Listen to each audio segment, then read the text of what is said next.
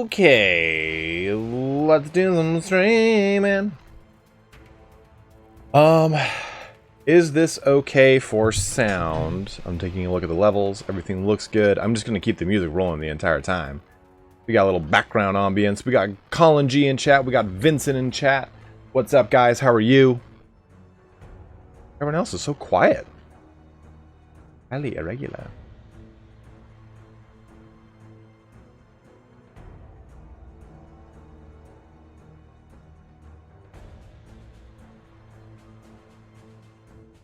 Major Mullah's here. Dubious Gestures here. You're good with the sound, buddy. All right, cool. All right, Eros, how are you? Michael Lloyd, what is up? So the way I'm thinking of doing this here is I've taken all of your questions and I've put them into this handy Google Doc, and I've divided it into Warhammer 40,000 questions and Warhammer Fantasy questions. And the way I think I'll do it is I'll answer all of the Warhammer 40,000 questions you've posed at me. Then we'll go into just a Warhammer 40k Q&A. So that at that point, if you have any specific 40k questions, just go ahead and ask them at that time. Then we'll jump into Warhammer Fantasy. I'll answer all of your questions on Fantasy, which you can see is a little bit more than 40k. And then we'll do a Warhammer Fantasy Q&A where you can just ask whatever. At that point too, we'll just kind of open it up to the chat as a whole, and you can ask whatever questions. If you do want to ask a specific question to me, don't just type it in. Make sure you do @ItalianSpartacus. That way I can see it easier than skimming through all the white and black text. It'll pop out to me a lot faster.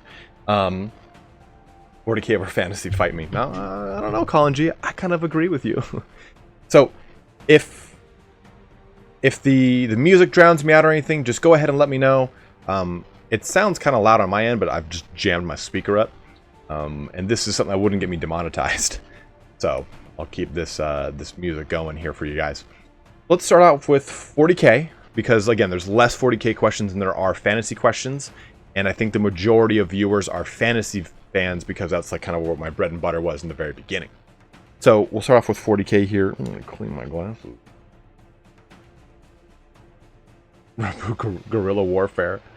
Eros, we'll get to that in the Q&A portion of it. Right now we're going to answer all these questions right now. What's up, Luke? How are you, dude? Okay, perfect. Thanks, Colin. What up, Cube? Okay.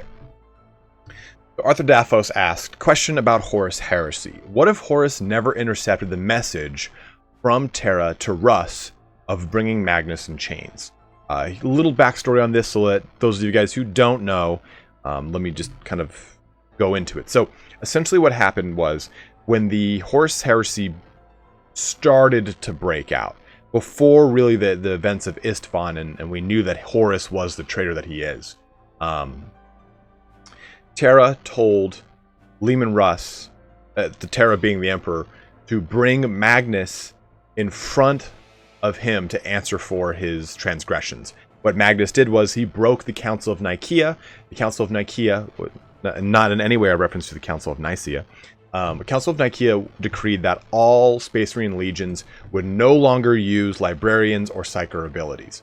Magnus ignored this and continued to use his abilities and research psyker abilities, but the biggest thing he did was break all the wards on Terra to warn the Emperor of Horus's treachery to come. This in turn told the Emperor that no, Horus isn't the one that betrayed me. You have actively betrayed me by breaking the council, smashing apart all of my wards, thus making it so demons can pour through the webway gate that he was working on, and really unfolding all of everything that the Emperor was working on. This is where the whole hashtag Magnus did nothing wrong came from, because Magnus was just trying to warn the Emperor, but by doing so he was actually unwittingly doing the bidding of Tzeentch and unraveling all the things that the Emperor had created to insulate Terra from all the terrors of the warp. So the Emperor was like, yo, Russ, go bring him to me so that he can answer for this. Instead, Horus intercepted this message. In all honesty, I think it was probably translated to Horus first to tell Russ. And he told Russ, hey, Leman Russ, the Primarch of the Space Wolves, I got something to tell you. It's from the Emperor, and he basically tells him that the Emperor wants him to bring Horus, Horus tells Leman Russ that he wants, that the Emperor wants Russ to bring him Magnus, but kind of pushes the buttons a little bit. He's not very clear in that he says, I want you to bring him in chains. He said just him, so he kind of like really riles up Russ and says, go kill him, basically. Horus is like, you should really just kind of take all of your anger out on Magnus. So, if he had not intercepted this, I don't think that things would have been ultimately very different. By Russ going to Prospero and taking Magnus and essentially destroying a good portion of the Thousand Sons Legion, he did kind of put himself into like a moment of self-doubt and guilt, where he was kind of paralyzed by indecision, thus kind of preventing him from really helping out during the Siege of Terra. But as a whole, though, I still think Magnus would have been either completely killed or... Sorry, I had a total brain fart. I think Magnus would have been completely killed or at least excommunicated / purified like the other Traitor Legion. I think that the end result still would have culminated in the same scenario. Maybe Russ would have been present on Terra had this happened, but Horus's heresy was already kind of underway, and Magnus had already done the damage that he did. So I think that this would have kept the strength of things a little bit different, but I think overall it would not have changed much. Ryan Murray asked, what models for 40k do you think need rules changed or added? Let's do this. Let's go to Games Workshop. What do I think needs things changed? Well, for one, majority of the stuff I think it needs changed are like HQ models. Like, okay, most of these are pretty much okay, the Ultramarines ones. But Azrael, I've got the old pewter model of this guy. Ezekiel, pretty much all the Space Marines special characters need revamps.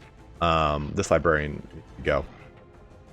Didn't I click Blood Angels? No, I guess I did not. All the Blood Angels ones need new models.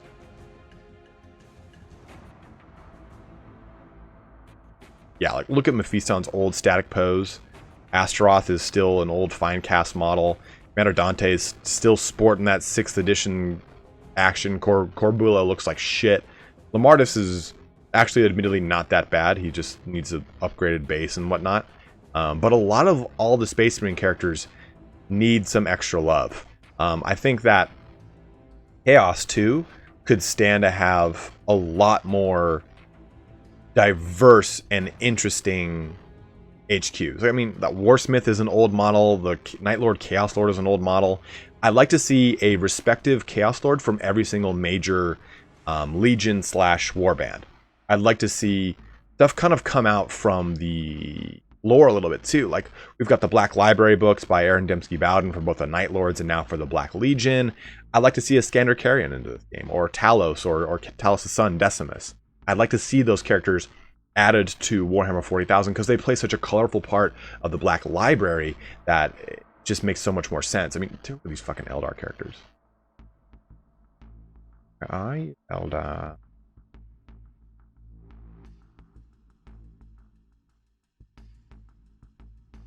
HQ, yeah, okay, I've got HQ clicked. Well, Drukhari, we'll just go Drukhari. Drukhari got a lot of updates to all their stuff, but Drazhar is so old. He might be one of the very first models my friend ever bought. And he's a disgustingly old-looking model. Like, for the longest time, I thought these were his hands. They're not. They're his hands holding weapons. It's just an old, shitty model from a time when the person who made Eldar was disgruntled with Games Workshop and purposely fucked them up.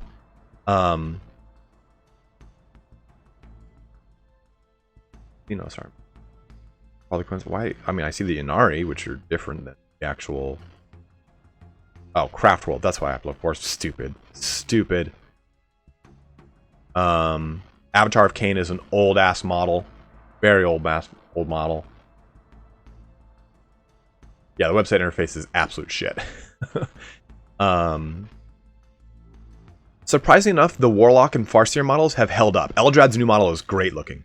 but the Autarch here is old. This Phoenix Lord is god-awfully old. Same thing with this guy. Sermon is one of the coolest characters in Eldar lore, but old, shitty model. Very boring stance. So I'd like to see the characters get more love than the actual individual troop and elite choices. We've had those updated so many times over the years. I think that that's like the next logical step, is give the HQ things, the centerpieces of your army, more love, more ability to be modified and changed in different ways. Like, if I want this character to have this character's stance, but I want him to have a witchblade and not a singing spear, well, I have to cut up some shit. I don't want that. Make some modular stuff for the characters like you've done so well with all the troop and elite choices. I think that's the next big move that Games Workshop needs to make. You want to see Forge World models? Sure. Forge World.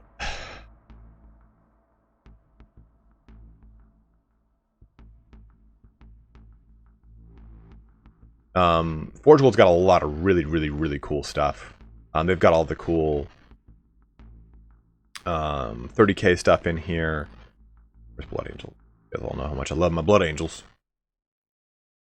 And a lot of the 40k stuff that they put in here is modular, because it's saying like, okay, the Sakaran tank hunters, these are not Blood Angel Sakaran tank hunters. You would just make them Blood Angels by painting them that way.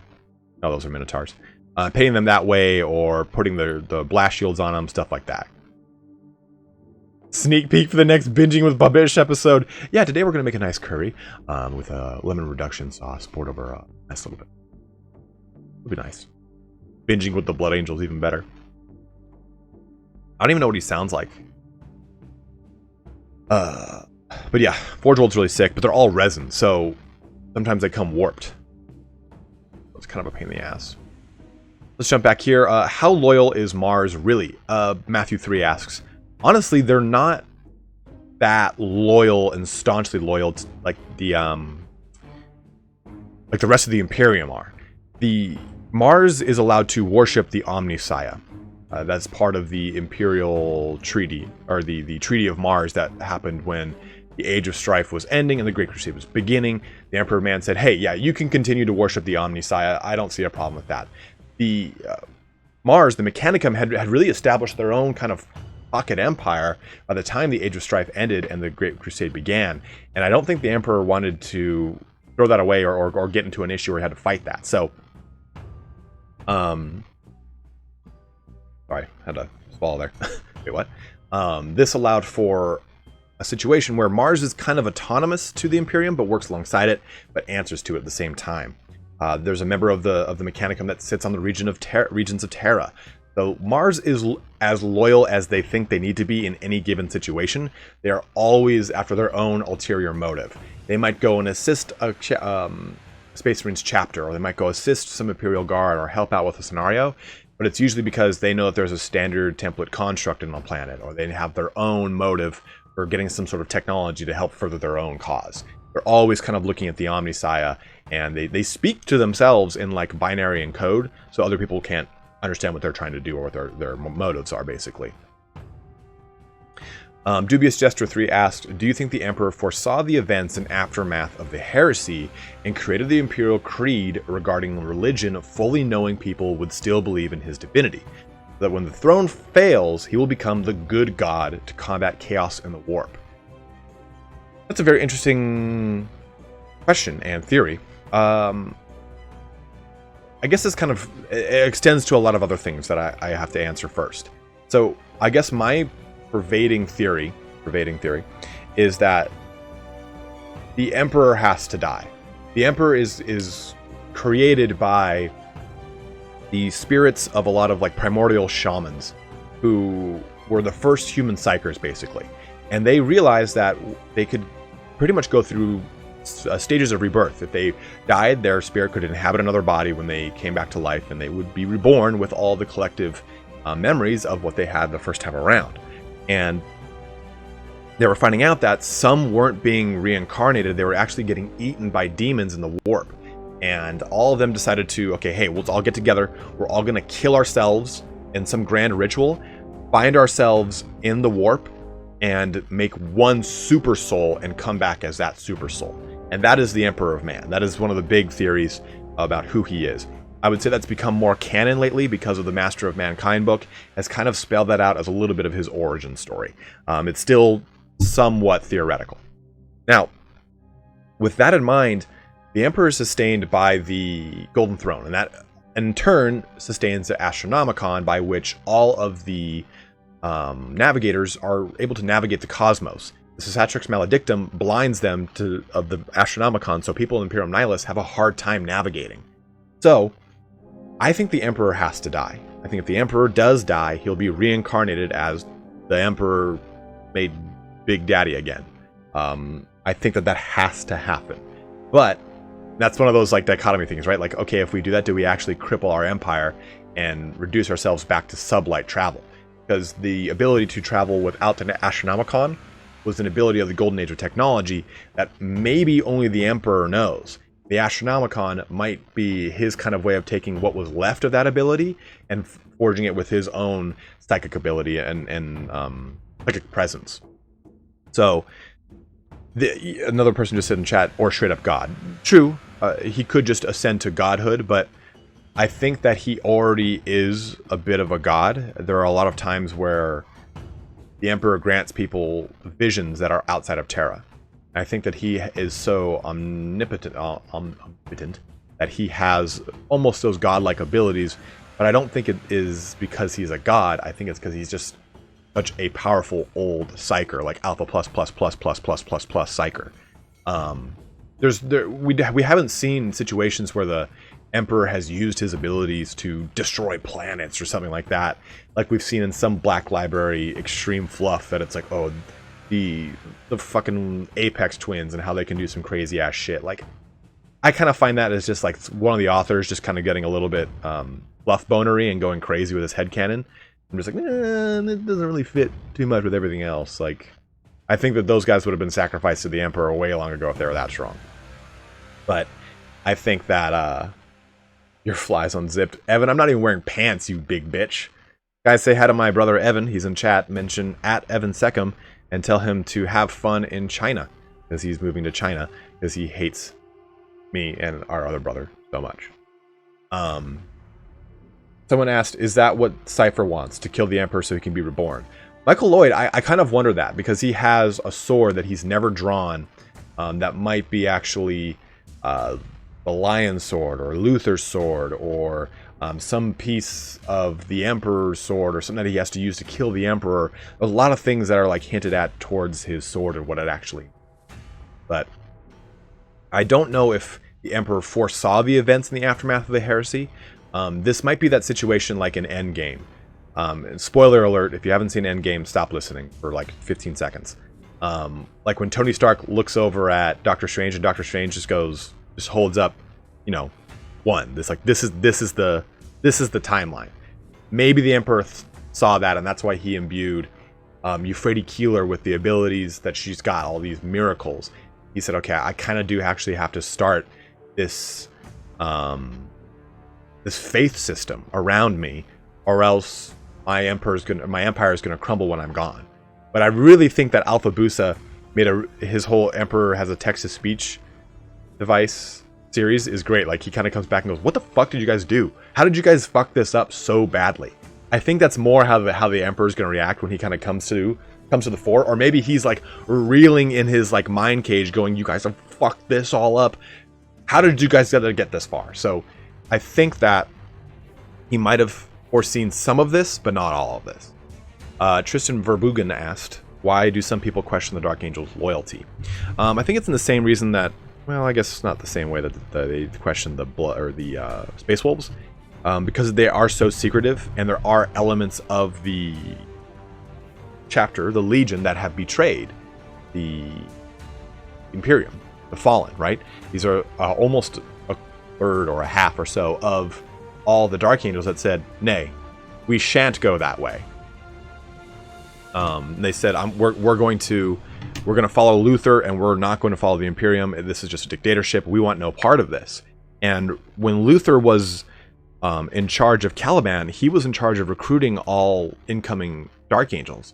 So what is to say that every single Dark Angel, when Luther was control of Caliban, isn't some way some sort of like nascent traitor or heretic? But that's why there's a lot of questions and issues with the loyalty, especially because of the deep-seated secrets that they keep throughout the inner circle.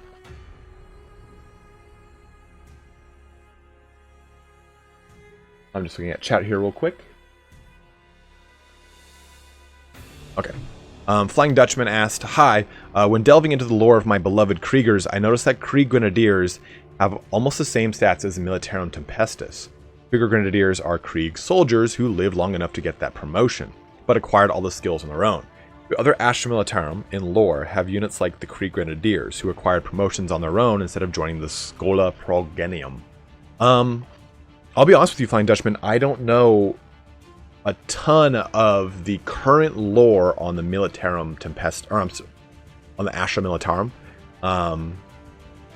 I would argue, though, that I do know that there are other elite units of other portions of doctrines, I guess is what you would call them, like Cadians, what's the other, Catachans, all those Death Corps of Kree, as you just mentioned them. I believe that every single one of them has their own kind of special unit, and in the older lore, in the older codexes, you could actually recruit them on a 0 to 1 basis, meaning you could either have none or one unit of this special elite version of a specific doctrines like elite. Like Cadian shock troops used to be an elite thing that you'd have to put into your army, not just Imperial Guardsmen. And I think around 5th or 6th edition, they changed it and added stuff like Imperial Guard conscripts, Imperial Guard standard regimental troops. They broke out into having platoons with lieutenants and sergeants and having voxcasters and stuff like that. But I believe the old lore actually had individual elite troops. And the Militarum Tempestus themselves are actually the old Cascrin. So, Colin just said it in chat too. Here, the Cascrin were fucking badass. They had carapace armor. Warhammer, and Arscrin, Casserkin, these guys. They're really sick. I actually like these guys a little bit more than the Militarum Tempestus, to be totally honest with you. They're basically shock troops. Tempestus Scions are basically what they become. Militarum Tempestus Scions, whatever it was. Shock troops, I'm thinking? Yeah, Cadian shock troops. No. Stormtroopers might be it. But they're really sick. Like, I love their old models. Yes. Model. Like, they were really beefy and awesome looking. Like, I've always loved these guys. I got a whole bunch of them in pewter back home. And their carapace armor, I think, was a 4-up save versus the 5-up save of the flak armor, or 6-up save of flak armor of Imperial Guardsmen. So they're a little bit cooler. Their weapons were awesome. If you ever played Dawn of War, you had access to these guys, and their weapons just sound like meatier and scarier. I fucking loved them. They were so cool. Kazarkin? That's how you guys are pronouncing him? Kazarkin? Kazarkin? I could see that. Kazarkin doesn't really make sense because the R is before the K. Let's go back to what we were looking at. Okay, so I had to write this one out, but Chris Pilkington asked, which Traitor Legions have Loyalist chapters and which chapters? Well, the Grey Knights are technically comprised of the Knights Errant. The Knights Errant were all former Traitor Legion Marines that decided that they didn't want to be a part of their Traitor Legions anymore. Nathaniel Garrow is an example of this because he is from the Death Guard. There are a number of individuals from other Traitor Legions during the Horus heresy that make up the Knights Errant. The Knights Errant then goes on to make the Grey Knights. The Grey Knights then go on to have a successor chapter called the Exorcists. So this is a confirmed Loyalist chapter that has its origin in Traitor Legions. Blood Ravens have been suspected to be Thousand Sons. Brotherhood of 1,000 are 1,000 Sons. If it's in green, it's pretty much like no one outright said, yeah, no, it's from the Iron Warriors. It's, when you read the fluff on them, it's very heavily hinted that they are from this Traitor Legion, but no one is going to say that, yeah, oh, they're absolutely from a Traitor Legion gene seed, or else they're just going to get purified and killed. So, Minotaurs used to come from the World Eaters. Now their more recent lore says they come from the Iron Warriors. Silver Skulls and Soul Drinkers have origins in the Iron Warriors. Soul Drinkers were originally considered to be a successor chapter of the Imperial Fists, but throughout the Soul Seekers Omnibus, or books if you want to so read them, they find out that, what's his name, Seraphadon or Seraphapadon, the Spider Librarian, finds out that their gene seed actually is not from Rogel Dorn or from the Imperial Fists. It actually shares more traits with the Iron Warriors, heavily hinting that they are actually Iron Warrior successor chapters and not Imperial Fists. So, moving on, we've got the Red Scorpions, which are heavily speculated to be Emperor's children, but Death Eagles and Sons of Phoenix, for the most part, are. Carcharodons are suspected to be Night Lords. They have the same black eyes, pale skin, they like terror tactics, the same kind of traits that the Night Lords take on, they have as well. Storm Wardens and Executioners are heavily suspected to be World Eaters. Iron Snakes suspected to be Alpha Legion. And the Sons of Antaeus and Castellans of the Rift are suspected to be Death Guard. Sons of Antaeus being a little bit of a stockier sort, and Castellans sharing a lot of the traits of the Death Guard genes. Hopefully that kind of answers that for you, Chris. The yes, Toast 842 asked, I only had 3 miniatures as a kid. Avalon loaded spoiler, Karn he means Prayer, and Ahriman. Any lore on these would be great. We did a video on Abaddon. Karn the Betrayer is an amazing character. He's the equerry of Angron. They basically the right hand of the Primarch of the World Eaters. And in the Horus Heresy series, we kind of find a little bit more about Karn. He's not this crazed maniac that just kills everyone he sees like we see in 8th edition lore or in more recent 40k lore. He's actually a very provocative, very emotionally intelligent Space Marine. He kind of argues and says, like, listen, the reason that we are the way we are, the reason that we use the Butcher's Nails is so we can feel closer to our father, because our father does nothing to make us feel wanted or included in his life.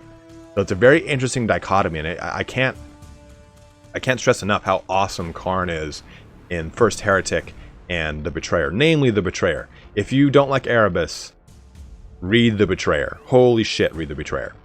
Ahriman is really awesome as well. Ozek Ahriman is actually a Terran-born Space Marine of the Thousand Sons Legion, who goes on to create the rubric of Ahriman, and that is why all of the Thousand Sons are actually dust. Their souls are bound to their armor.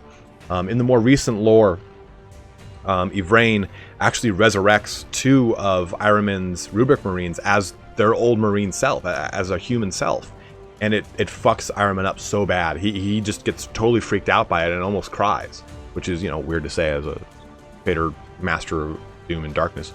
But Ahriman now has been excommunicated more or less from, like Magnus is like, no, go away. You've messed everything up. Because Magnus's whole lot in life was to reduce the rampant mutations that were destroying the Thousand Sons.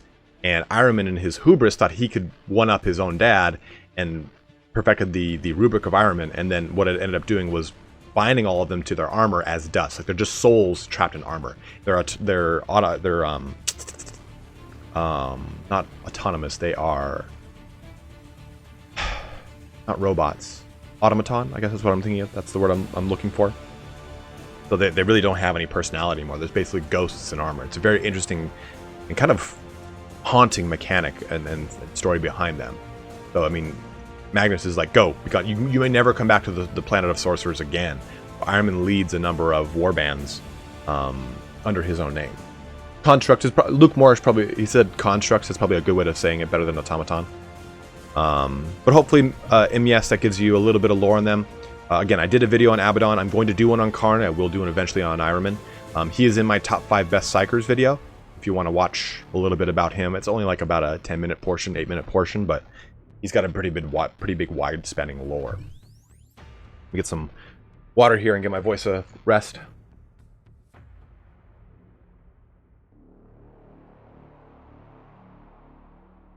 Titanic Tuna just asked, do you think Gilliman would have a threesome with Lilith Hesperix and Saint Celestine? Important question. Well, I mean, like, sure. Why wouldn't he, man? Got the Emperor's sword and hard fucking nipple armor.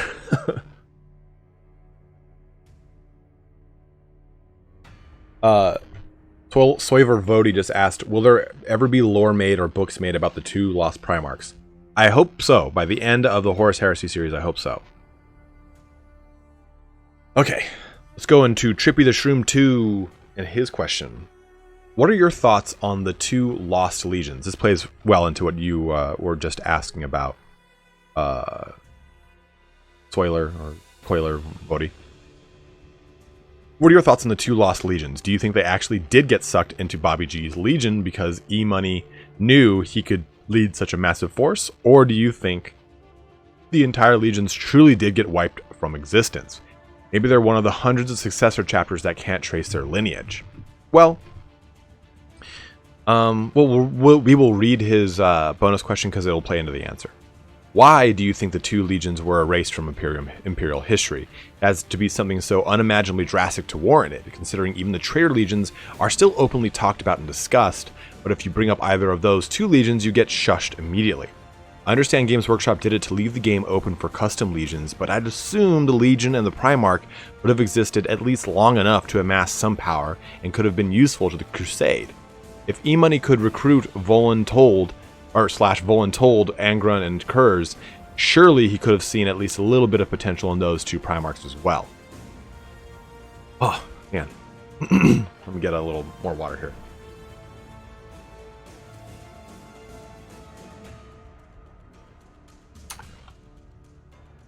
Well, the name of those 2 legions, we have them recorded as the Lost and the Damned. And there's been more fleshing out as things have kind of gone on, right? We hear more and more and more and more and more about more and more about these guys as the what's it called? As the Horus Heresy unfolds, but we don't really know exactly a ton about them. We don't know what their traits were, what kind of battle doctrines they had, what even their names were. We don't even know their names, their legion names at all, just their numbers. That is it. Do I think we'll ever find out who they were? I think yes, because I think that it's so easy to make whatever chapter or legion you want and just say it's a successor of this or that or what another, or they don't know their successor. Like, it's just so open to interpretation that I don't think that is needed anymore as a means of communicating to the player base that, hey, you can create your own Primarch now. Like, I don't think it's needed. I just don't think it's there. Unless there was a way to genuinely create your own Primarch through the rules base. So I think that, honestly, the way the Lost and the Damned worked is probably, the way I kind of look at it is, one of them was present during the Council of Nicaea. And I believe they mentioned other Primarchs crusading with them, if not just one of them. So some of it kind of leads me to believe that one of them might have been so fucked up upon initial discovery, like either mutated or warped or corrupt, that they were immediately destroyed. Okay, yeah, we're not even going to deal with this.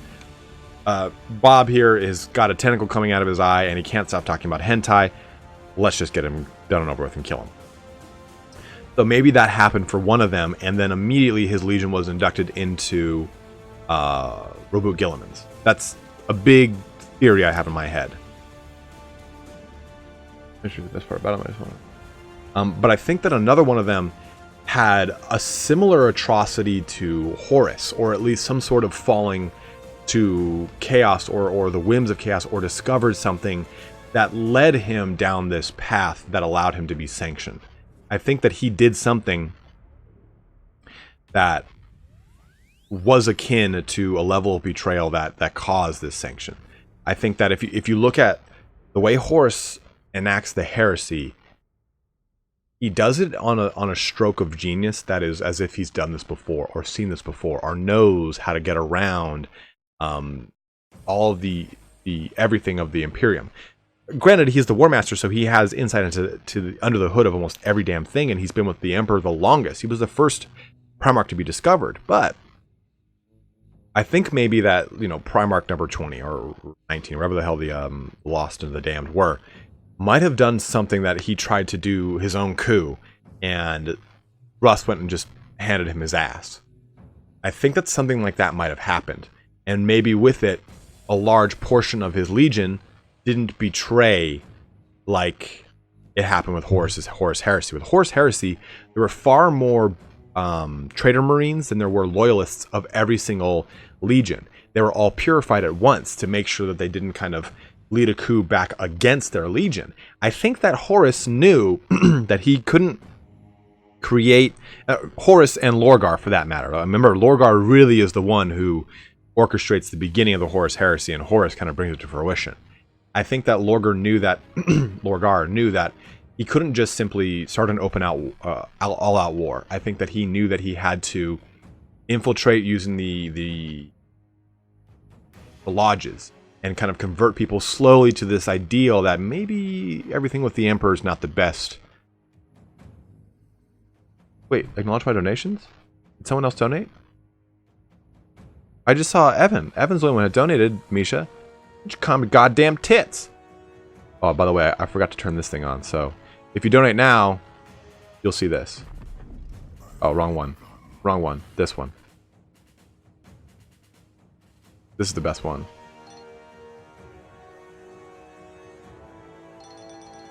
God, it's so good. Yeah, I just turned the notifications on. Did someone... Let me take a look here. I'm sorry, if you made a donation and I missed it, I feel really bad.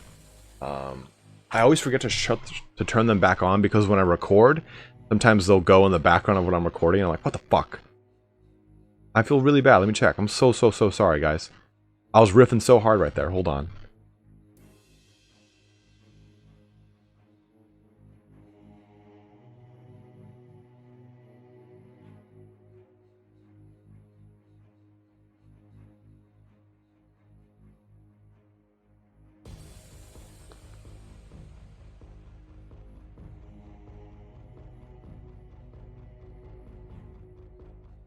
Oh shit, yeah, okay, Colin, I just see it, man. Thank you very much for your donation, dude. I'm so sorry about that, brother.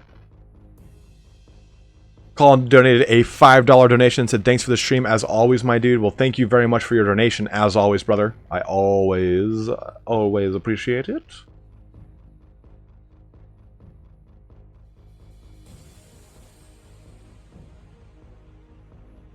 Let me double check to make sure those are still working again.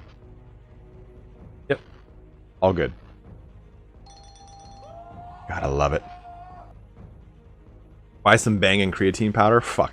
I'm high as fuck right now off of G Fuel.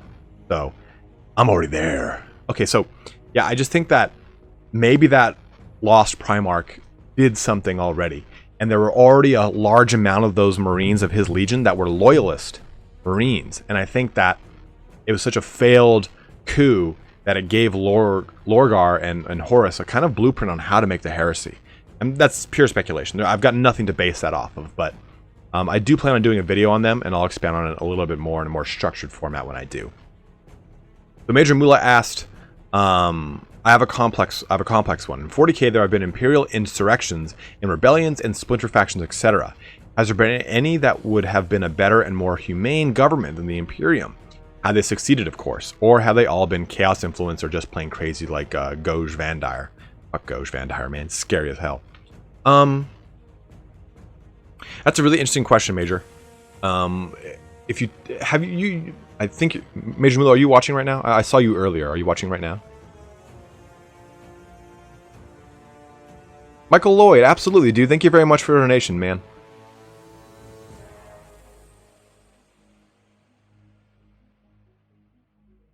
I'm trying to see. Yeah, okay. So Mula, you are here.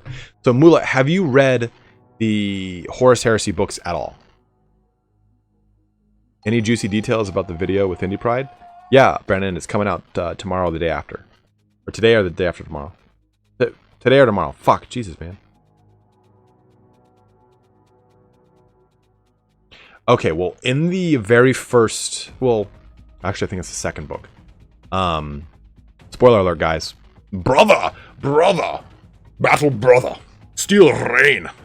In the second book, I believe it is when they fight the Interrex and they have the anathema or whatever the hell it is that stabs the Primarch and like unwrites his cells. Essentially, That is a pocket empire, and a pocket empire is a remnant from the golden age of technology that subsisted after the Imperium, or after the humanity fell. And they are a far more peaceful and a far more civilized, quote unquote, race than the Imperium. And they're saying like, yeah, we don't want to roll up into the Imperium. We don't need to be saved. We don't need the secular truth. We are way beyond the secular truth.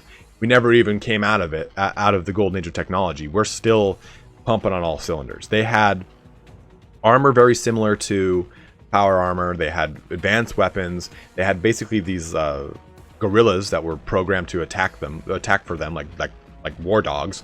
So the result, of course, ended in a huge war against them that the Imperium won. But I think that there are insurrections where you do have these elements that are a little bit more civilized or humane, but they're always kind of become some sort of chaotic influence at the back end of it. You're like, well, no, this actually does seem like a way better, kind of like Krutak's Titanic Tuna. They're a different name. Well, this does kind of seem like a really nice, really cool civilization. But it's like, okay, by the latter quarter of the book, you find out, oh, it's Slanesh. Fuck, this was a good civilization, but now everyone's got murder boners and bladed tits. Like, there's always something that kind of gets you to kind of justify the scope of the Imperium or the motive of the Imperium. There are a couple times when there have been books where it's like, did we just destroy something humane because of the dogma of the ecclesiarchy or the Imperial Creed? That does come up every so often, but nothing as glaring, I'd say, as the Pocket Empire of the Interrex. I thought that was a really awesome part of the Horus heresy, to kind of say like, not every single place that gets conquered is a threat, a true threat to the Imperium. It's just, hey, we just want to stay autonomous. Like the very opening sentence of the Horus heresy is, I was there when the Emperor fell. You're like, holy shit, what's he talking about? And then it goes into how they basically just capitulated a state or an empire that was another pocket empire. So you see a lot of that in the Great Crusade, more so than you see it now in the current 40k. Amazing 1985 just donated and said, do the Salamander chapters hate the Adeptus Arbitus? Not that I really know Amazing 1985. They do get in a lot of tussles with a lot of other portions of the Imperium. The Salamanders are very much forthright and valorous and honorable, and they do everything that they think is right, and that oftentimes pisses off a lot of other portions of the Imperium. Okay, so the fact that humans are sensitive to chaos makes it so they need Imperial faith to make a society. Chris Pilkington asks, what is my favorite Horus Heresy book? We'll move down to this portion. My favorite one is The Betrayer, hands down, easily. Major Mula asked, though, so the fact that humans are sensitive to chaos makes it so that they need Imperial faiths to make a society. I think so, yes. I think that kind of plays to the whole Emperor thing. Did he see this coming? And maybe he saw his death coming, and he saw that the Imperial Creed was a way to deny chaos the worship that it needed to... do the Salamanders hold their bolters sideways? You son of a bitch, that's hilarious. I think that maybe the Emperor saw that the use of the Imperial Creed could negate worship or power to the Chaos Gods. Because believing in the secular truth without someone as guiding as the Emperor, I think, is harder. It is more challenging. The Emperor is present. If there really is a whole system that really isn't falling in line with the secular truth, well, here comes the Emperor. And he is a terrifying being. He is whatever I think he is. Like, he doesn't have one face. Only people that can see his face are the Adeptus Custodes. Like, that see his true face. Everyone sees what they think he should be like. Or what their brain sees it. Yeah, now I get it. Amazing 1985, you thick bastard. But I think that the Imperial Creed keeps humans somewhat out of the grasps of chaos because they have something to kind of solidify themselves against. Even some of the Marines that experience demons during the very beginning of the Horus heresy, they couldn't really explain it, and it kind of like shook them to the core a little bit. But okay, Warhammer 40k Q&A time. Any 40k questions, go ahead and ask them now. Please make sure you mention me and say the question so that I can expand on it 100% and I don't miss it. I know there were questions asked earlier and I couldn't focus on them 100%. I'm sorry about that. This gives me a second to rest my voice. Yeah, go to church or go on a murder spree.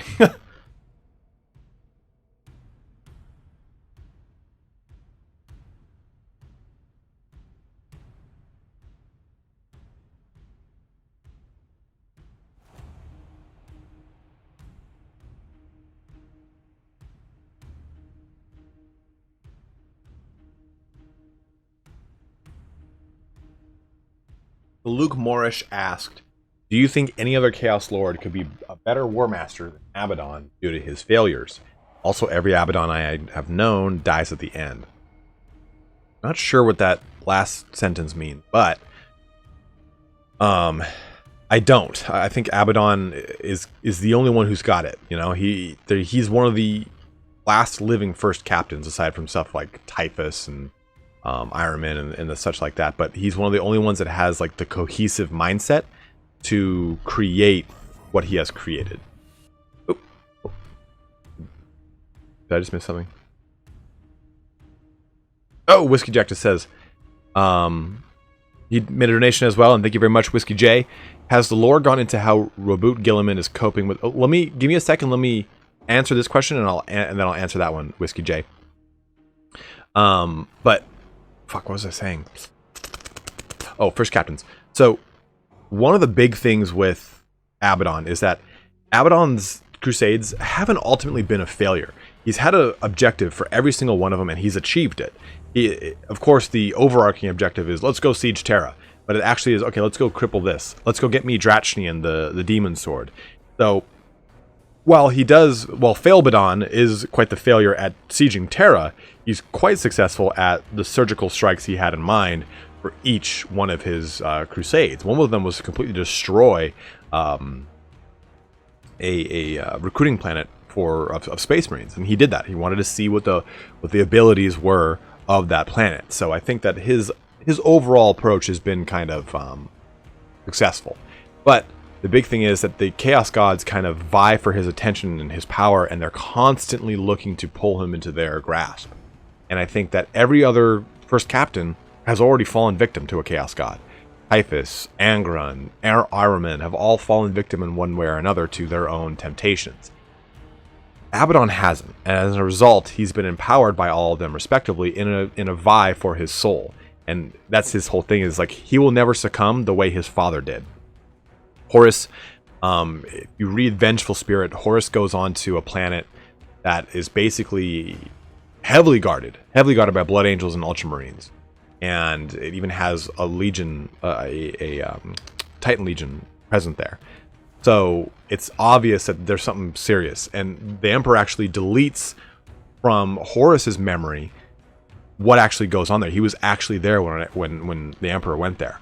And he finds out that by going there, he was able to traverse the warp and talk to the Chaos Gods more or less. I'm paraphrasing as best I can here. And Abaddon describes, as either Horus Axmond or Abaddon describes that when Horus came out of the rift that he walked through to meet and talk to all the gods, he seemed older, he seemed more sincere, he seemed wiser, but he seemed more world weary. And he had definitely taken on it's on Moloch. Thank you very much, 1985. Moloch is the planet I'm talking about, and it is in the book Vengeful Spirit. He seems a lot similar in some regard to the Emperor in the fact that he has now seen thousands of years of knowledge in the span of, I don't remember how long he was gone for. I think it was like 10 days or something, minute by comparison. And that, I think, is a little bit of Horus's fall right there. He gets baited into it by the Chaos Gods, which he doesn't know any better. He does not experience in the Chaos Gods like Abaddon is now at this point. So I think that Abaddon is the best choice because he can unite all these people, because he will not fall victim to the Chaos Gods and can use their abilities to his advantage. Okay, Whiskey Jack asked, has lore gone into how Reboot Guilliman is coping with the fact that he's woken up in a future where the Imperium has become a dystopian society? The Emperor is revered as a god, and the future they worked for has been so horribly twisted. Oof, I think it's in Dark Imperium, Whiskey Jack, the book Dark Imperium, but I have not read it. And I haven't read a lot about, like, Guilliman musing on the way things are. Anytime I've read anything about Guilliman, it doesn't seem to be that he's put a lot of thought into it. He just realizes that things need to be fixed, and he's gone to task. It doesn't seem like he's had a lot of, like, shower moments where he goes, God damn it! Things have gotten fucked up. Like, I haven't, but I personally haven't read anything on that yet. It might have existed. If any of you have, please feel free to let me know in the comments right now. Let me see here. Mr. I said, what do you think will happen if Reboot Guilliman push the fact that the Emperor is indeed not a god? Do you think it will cause a massive civil war? I guess that plays into Whiskey Jack's question a little bit. Maybe Guilliman knows that if he were to undermine the Imperial Creed by saying, hey, I'm the Supreme Commander, this is not what the Emperor wanted, I think it would cause its own rift of sorts. Because we've seen how incredibly fucking insane and fascist and Spanish Inquisition the ecclesiarchy is, and we've seen how the Black Templars are only existent now, 8th edition lore more or less, unfortunately, because of their staunch faith and their zeal. It's less about their, like, duty and diligence to the Imperium, which it used to be, and more about, like, oh, everything for the Emperor, I'll kill, bear, maim. Like, it's way different now. So I think he's using the Imperial Creed as a tool for control. Why did Abaddon stare into the Astronomicon? Do you think it's tied to the Emperor's death? I don't know, Michael Lloyd. I genuinely don't have a good answer for that. I think it might have been one of those things where he's been on the warp for so long, he has not seen the Astronomicon, and this might be his way of telling or saying to the Empire, hey, I am right, the Emperor, I'm right here and I'm coming for you. I don't have a really good answer for that one, unfortunately. Do you think Corax will come back? I heard Corax was hunting Lorgar in the warp. There's a lot of different stories about all the Emperor or all the Primarchs that are lost. Hey, what's up, Hugh Gedney? How are you, brother? A lot of stories of all the Emperors that are, Primarchs that are lost in the warp. Like, there's one of Leman Russ coming back as an Odin-looking feature, Odin-looking feature with a missing eye and the such. That he kind of leads the remnant of the 13th chapter, 13th Great Company in the warp. There's a lot of different things that people say about all of the guys that are out there. But I think it's just mainly conjecture. What is the Clickety Clack ask, what is the Grandmaster Helbrick doing in Dark Imperium at the moment? Did Helbrick return from crusading after Gaz? I don't think we know, Clickety. I haven't seen anything on them at all.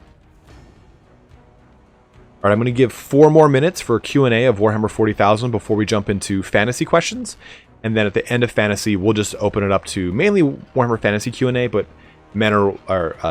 just everything. We'll close out the video with that Q&A. General Kenobi. How do I think the Emperor will return? I don't know if he will. I think they might keep him as what he is, or if anything, they will...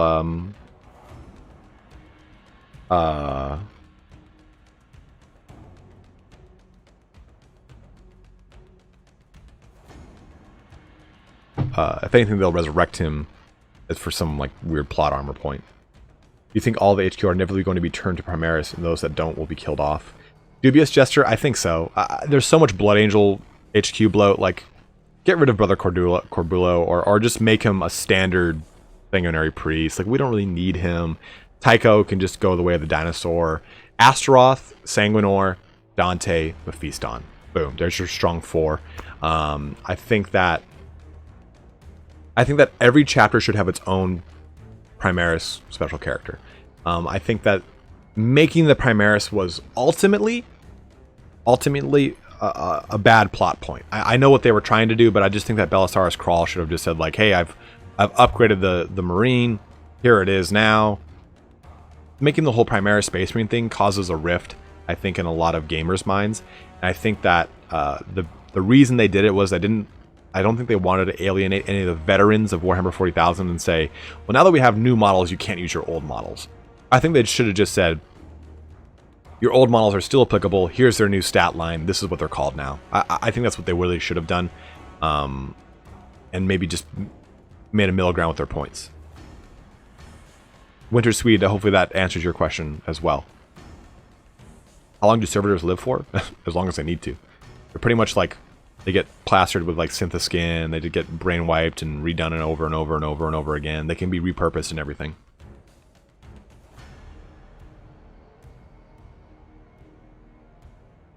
How many armies of chaos have in 40k? Shit tons. Shit tons. The Primaris Marines are Marines that were developed by Belisarius Krull. They were tasked by Gilliman that was like, hey, yeah, fix some shit. And for like 5,000 years, I think he started in like the 35th millennium, or before Gilly gets killed. Well, quote unquote killed. He perfects the gene seeds by using untainted gene samples. Where is this thing? Sons of the Phoenix? Sons of the Phoenix, I believe, are Primaris Emperor's Children sampled Marines. Belisarius Krull creates them from untainted 3rd Legion samples. So, I think that is probably indicative of like him saying, okay, here's the flaw of Red Thirst, the Black Rage, I'll get rid of these things and that thing and those things, but he actually adds them back in because he finds out there are characteristics that keep the chapters unique and keeps them close, like a brotherhood bond. Except for stuff like the Black Rage, it seems that is not there. So we don't have Primaris Death Company. But for the most part, Primaris are just souped up Space Marines that can't fall to chaos, quote unquote. It's just yet to happen in the lore, probably. And they're bigger, they're stronger, they're faster. They're able to adapt to things even better than normal Space Marines can, which is pretty incredible. I think they did it too because Space Marine fluff doesn't fit tabletop Space Marine statistics. The stat line of a Space Marine is not that strong by comparison to most of the other things in tabletop. So I think they're like, okay, well, here's a little nudge up for them to kind of make them in line. Are there any of the defaults in the realm of chaos? Well, I don't understand your question, Hugh.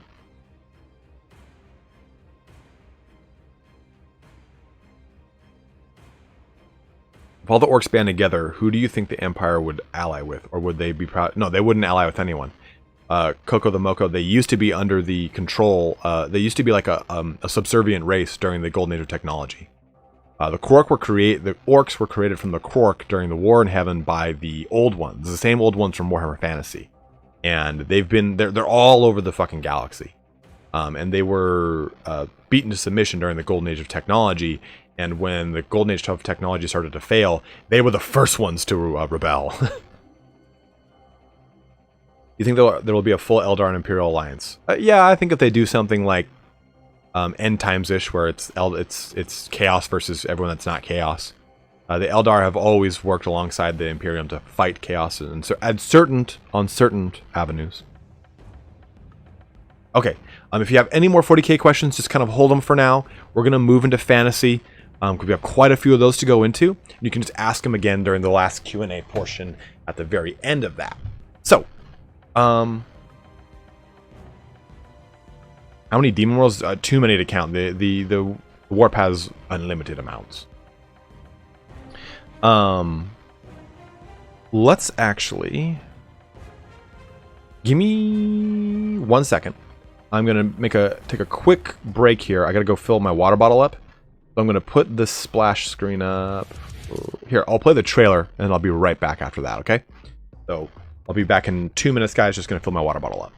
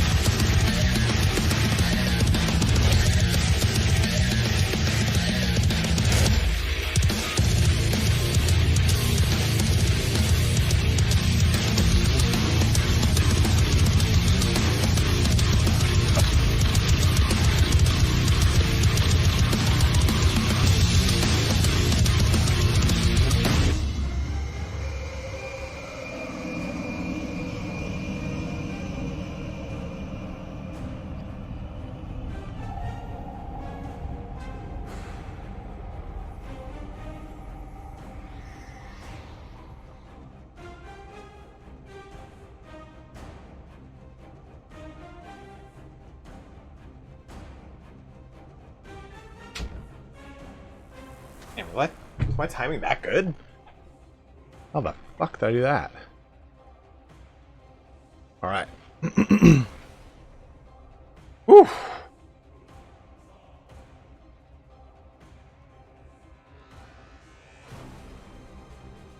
Alright, so we have Warhammer Fantasy up here.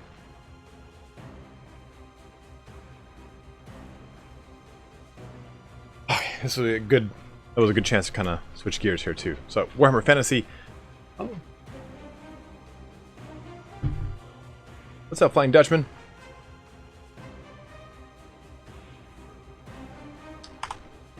So I want to know why Cetric did kill.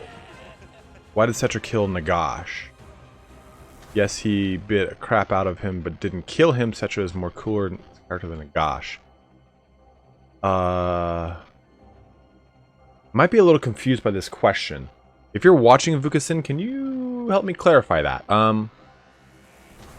Maybe you're asking, why did Nagash get killed by... Cetra didn't kill him. I don't know, I'm very confused by that question. What was the world like when Cetra ruled? Did he know about Chaos, Lizardman, Skaven? He waged war on them. So Cetra, like, expanded all over the place, right?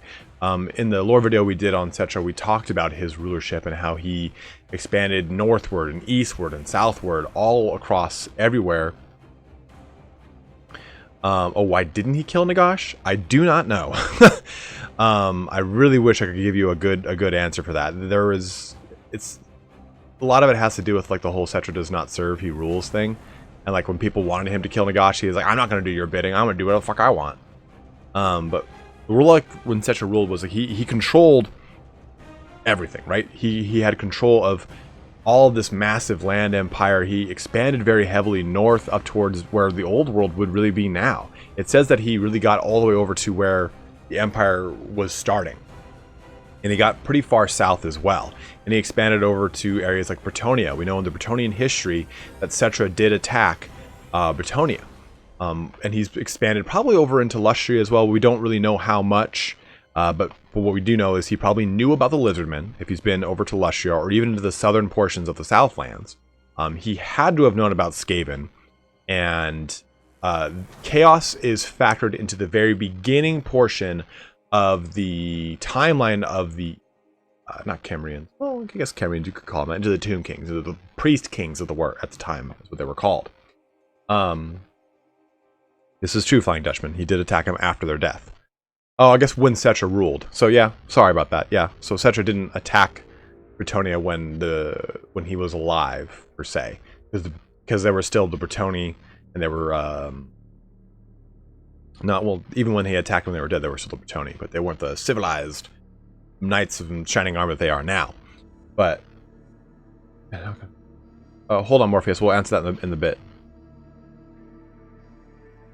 But Cetra probably knew about Chaos in some way, shape, or form.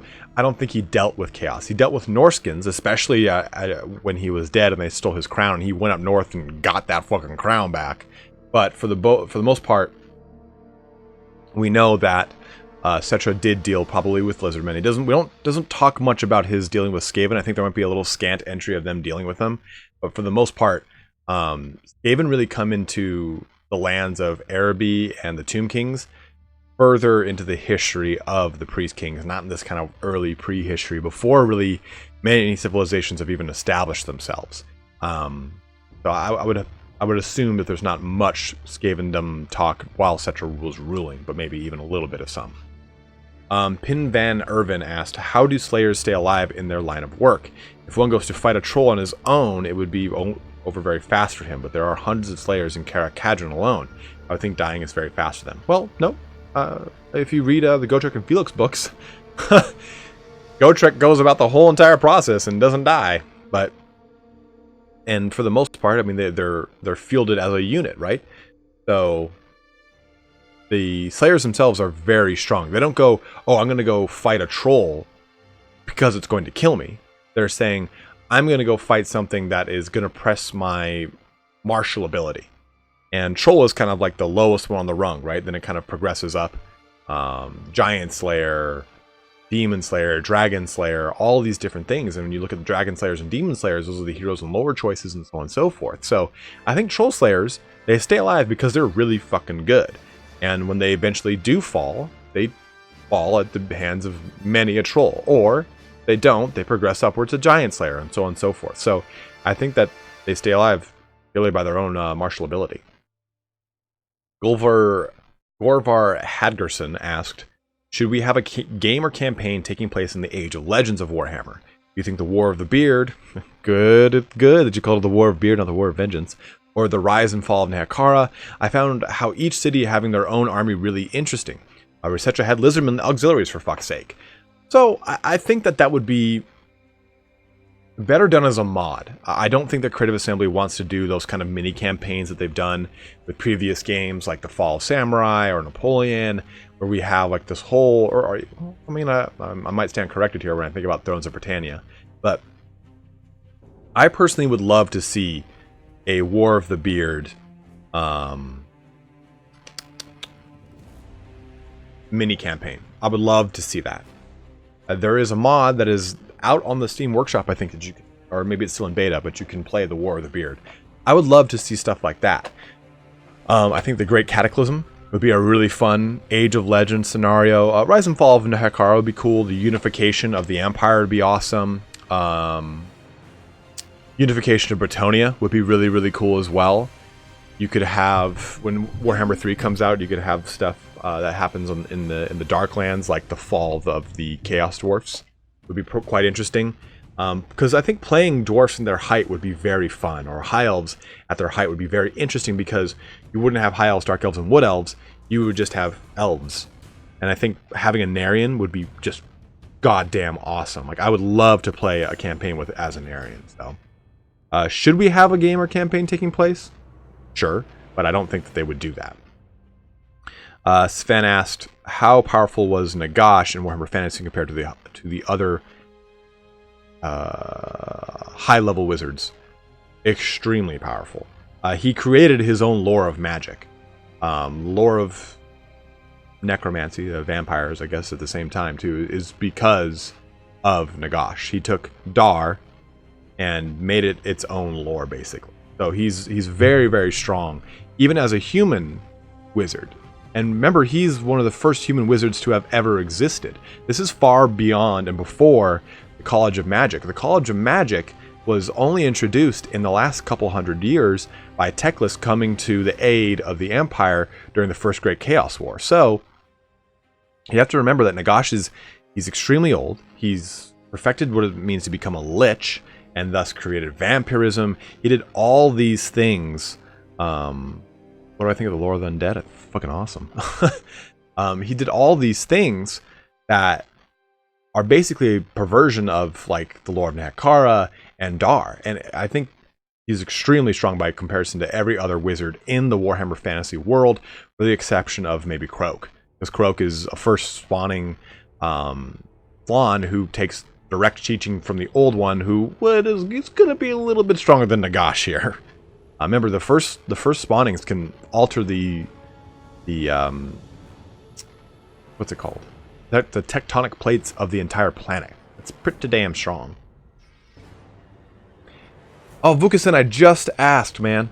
Or I just answered your question a little bit ago, brother. What's up, Dasher?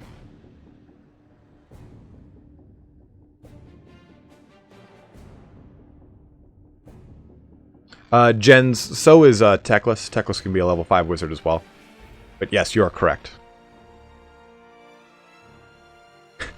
Midgemula says, Nagash is a self-made man. Gotta respect that. Damn right. Constant hustle. So Mr. Cherry Tree 13 asks, can you talk about the Dogs of War? I did do a bit of a video on them. I'm going to be doing an army list video like I did for the Ogre Kingdoms and for Kislev on Dogs of War. But the Dogs of War are basically, let's get this. I have this up here to do more shit here, so Dogs of War. We can get this up, y'all. So we have, this is even my video. Isn't that weird? Isn't it weird when you're like, you can type in shit like to Google and you start to get your own stuff? That's just creepy to me. Like, this is another one. That's weird. It's weird. So,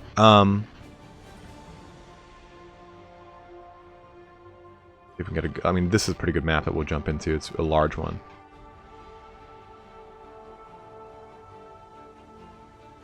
But we've got, look at both of these maps. So,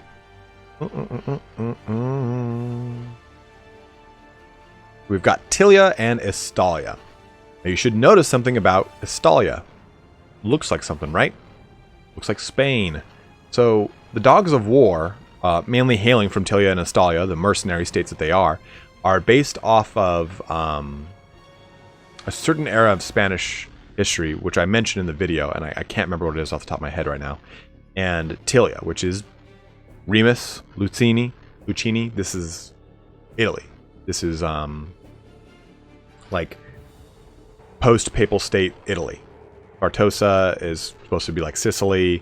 You have all these things that are very indicative of their architecture, the way their overall Miragliano over here, Miragliano, is very reminiscent of that era of Italy. Same thing with Estalia too. It's the same architecture, same style of government.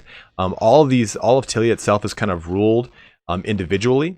Margherita here, Bilbali, individually, in the same way that the papal states were ruled by themselves, more or less.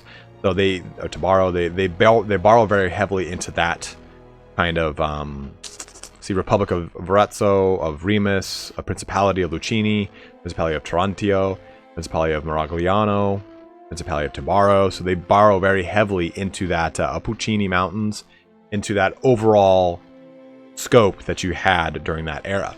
So the Dogs of War themselves, for the most part, they do have loyalty to each one of their own republics and principalities and whatnot, but they also are mercenaries. So you can say, oh, okay, well, I want this mercenary to fight with me. Well, the Borgios and stuff like that, they'll, oh man, we switch over to Space Marines full OST. That should be okay. Actually, let's jump to this.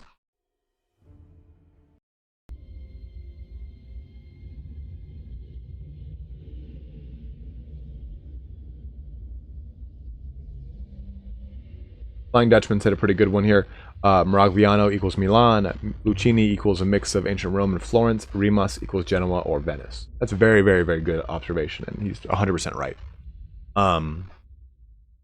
But yeah, essentially they're just kind of they're essentially just ancient, not ancient, like high medieval, early Renaissance portions of Italy and Spain. That's the top-down look of them. Jenko asked, I would like to know the lore of Pygmies, Araby, and other lesser-known races of factions.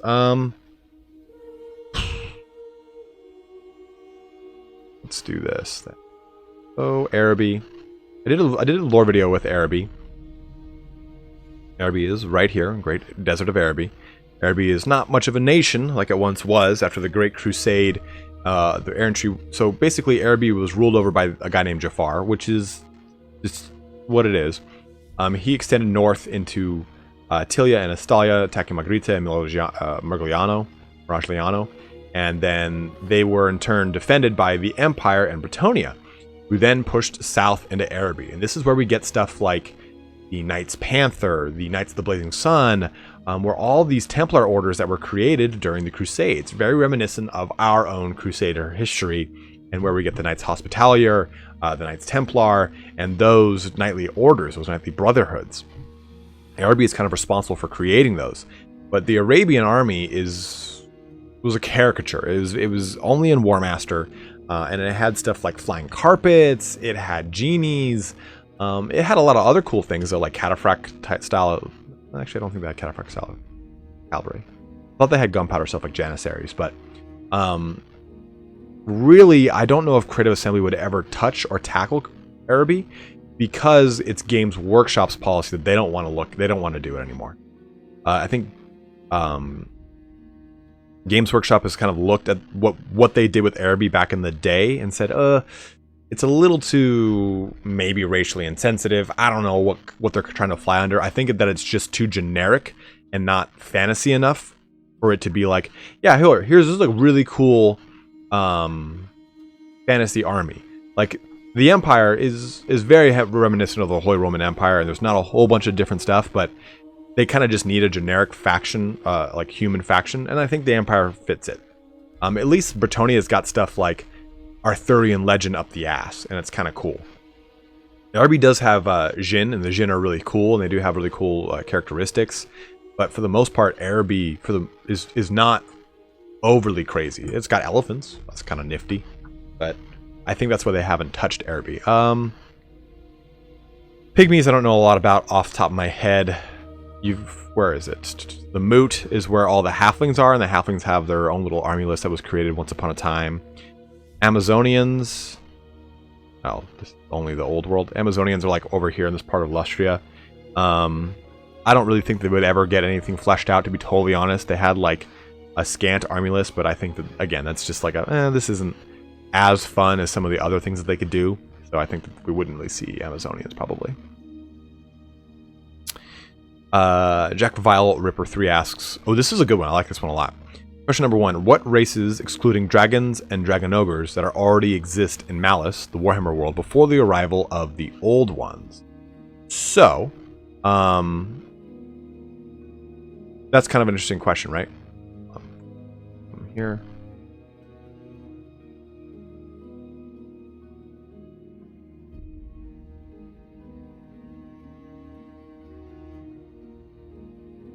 Right, and he was asking me a question because we're doing our 40K video.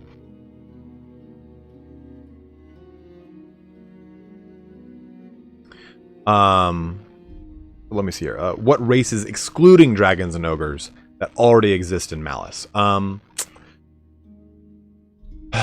Sky Titans, they were not. Those guys were created by the old ones.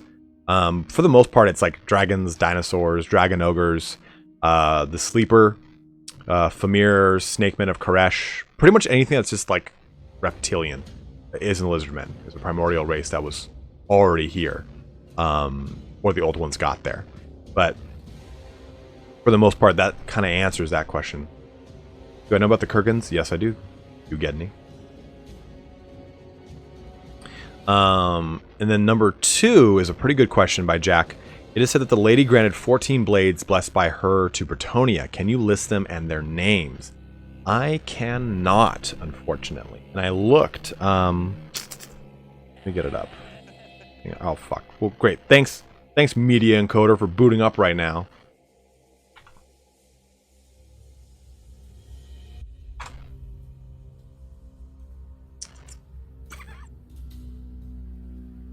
Yeah, funny. Yeah, here it is.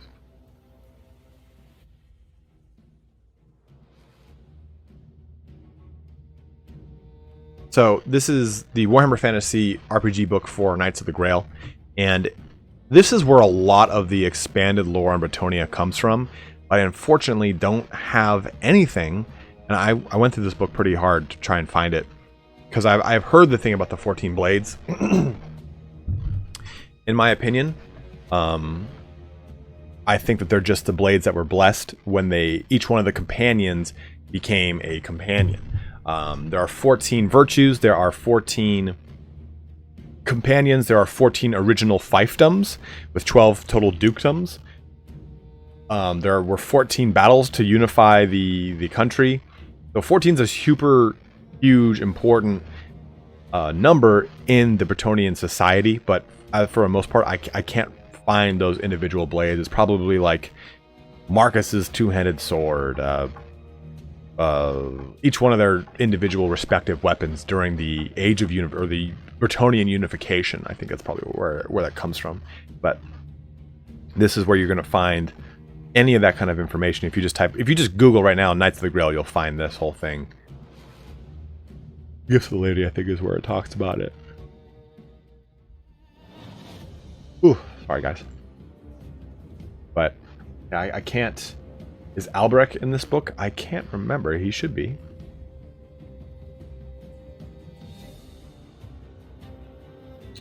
Where is this? Here, let's just do this. I was gonna wait till we got to his. There you go. Yeah, Albert. I was waiting to get to Bordeloo to see if he was there. Duke Albrecht is renowned for his personal courage and astounding self-discipline. He is also notorious for expecting all of his household knights to reach the same standard and for dismissing those who do not. As a result, he has the smallest household of any of the dukes, but the knights there are some of the greatest in the realm. The duke has always wanted to go on the quest for the Grail, but his father died when he was still out on his errantry tour. On his great errantry tour, where he went through England and Scotland and all the other places. But his father died when he was still out on an errantry tour. Albrecht has never felt able to hand the responsibilities of the dukedom onto someone else. His eldest son, Frerimund, would be a fine candidate, but he left on his own Grail quest.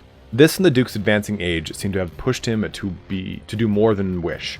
Solid rumor suggests that he is looking for a reliable steward to run the dukedom in his absence. There's your little bit on Albrecht. Let's jump on back here. Ninja Hunt asks, where's Tekla's favorite place to bang? Absolutely going to be the Tower of Hoeth, because there's a whole bunch of different rooms that you can't discover and find. Trees902 asked, is there any mention of Imric and Asarnil meeting? No, not that I know of. There is a chance that they know each other since they're both Caledorian princes, but Asarnil is from Caledor during Caledor the Conqueror reign? Maybe it's the second Caledor. I can't remember. But, oh, wait a minute. No, I'm thinking of... It's a battle of... Not Pelennor Fields, that's Lord of the Rings. Finneval Plain that he doesn't come to, I believe. He's helping out... Sarnil is helping out to defend... Caledor from another Dark Elf army and gets banished by... the current Phoenix King. I don't think it was Caledor the Conqueror. Caledor the Conqueror is the reason all Caledorians don't raise their banner to the Phoenix King. Damn, who's the current... Finnubar. He banished him. I can't... I have to take a look at the Dog of War book again. I can't remember off the top of my head. But I don't believe that Imric and Asarnil have ever met. There's nothing that hints that they did, but they are both princes of Caledor. So it is possible. Are there any other descendants of Anarion, or were they all killed by Ankari, with the exception of Tyrion, Teclis, and the Ever Queen? Well, Malekith is a descendant of Anarion. You could argue that Marathi is a descendant of Anarion because you got a little bit of that Anarion in her, if you know what I mean. It's a sex joke. But other than that, it doesn't say that all of them were killed in the Tyrion Teclis books, but it seems to hint that a good portion of them were killed. I would think that any of them of real significance were killed off. Bradley Rotberg asks, what faction playstyles do match the lore and which do not and do? Believe it or not, the Skaven don't match their lore because the Skaven have a lot of random aspects where their guns explode or jam and fuck up. You really can't put that in a game that relies on your ability to play it, or else it just becomes too hectic. Because I think that like half the fun of the Skaven army on tabletop was that randomness, and I think putting that into a think about the randomness in a tabletop. You are personally rolling the dice, so you're like, oh man, it fucked up. Oh well.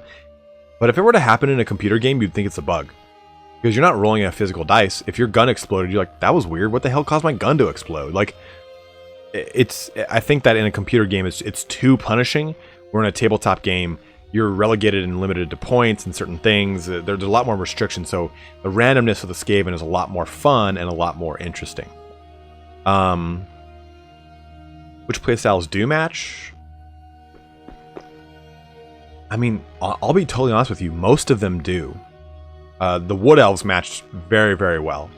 Very, very, very well. Wood Elves, you have to constantly bait people into certain like traps on the tabletop. You have to push them around the tabletop, kind of chasing them or them chasing you. High Elves and Dark Elves work the same, very regimental, very standard, with very strong lines, with a lot of harassment units that can harry the back line.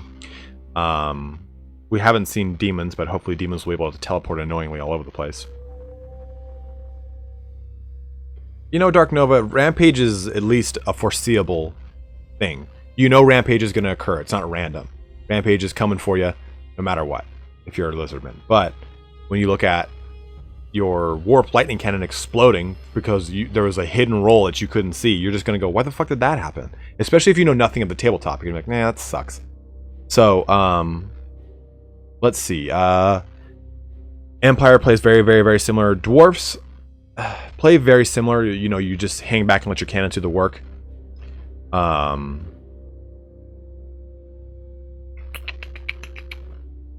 me think. Beastmen, I wish were a little bit faster. Yeah, be that as it may, Dark, though. It's Rampage isn't in tabletop the way it is in this game. What Chaos God would I play first? Khorne. Fuck yeah. Trying to think of any other. Bretonnia doesn't quite play the same. Because Bretonnia relies almost exclusively on cavalry, and there's no anti-large unit in tabletop. Like, you don't have like, oh, these spearmen are going to do so much more damage to my cavalry. You really didn't use many peasant men-at-arms. You did like a little bit. You mainly did peasant archers because peasant archers could set up stakes, which was really strong. And well, back in like 4th and 5th edition, you had Lance formation, which changed in 6th, 7th, and 8th. Well, 6th edition, because Bretonnia never got a 7th and 8th update. D-band, the next one is Conrad Kurz. But the Lance formation was extremely strong. So the Lance formation is reminiscent to the way you see it in Total War Warhammer.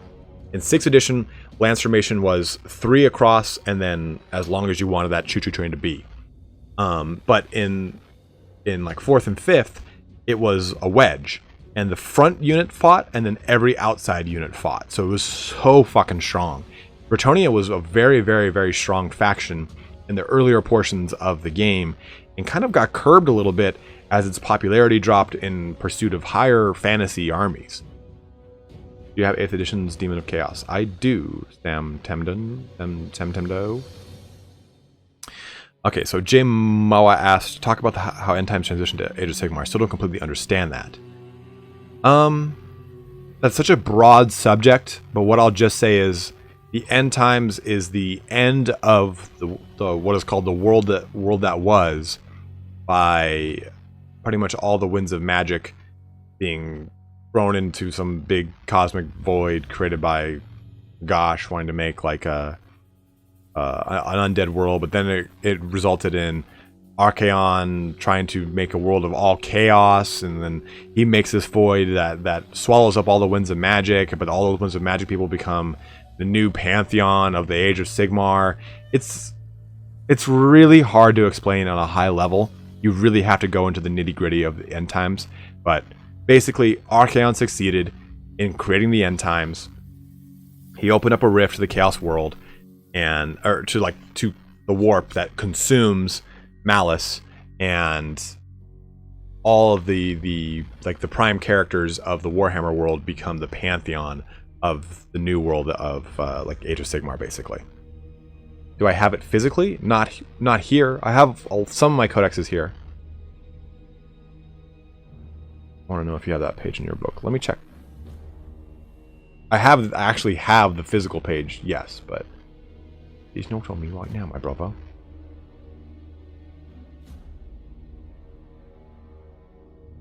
You want page 11. Here you go. This is what page 11 looks like.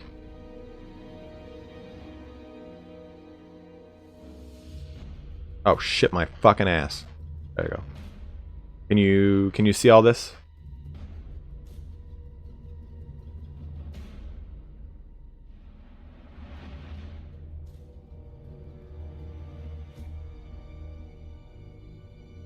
Oh, this is the fantasy one.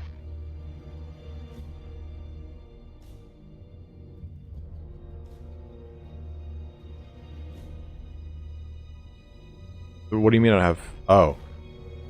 You're right, I don't. Like, what do you mean I don't have page 11? This is the one after 10. And I'm like, oh shit, it's 12. I'll get it for you. I've got the...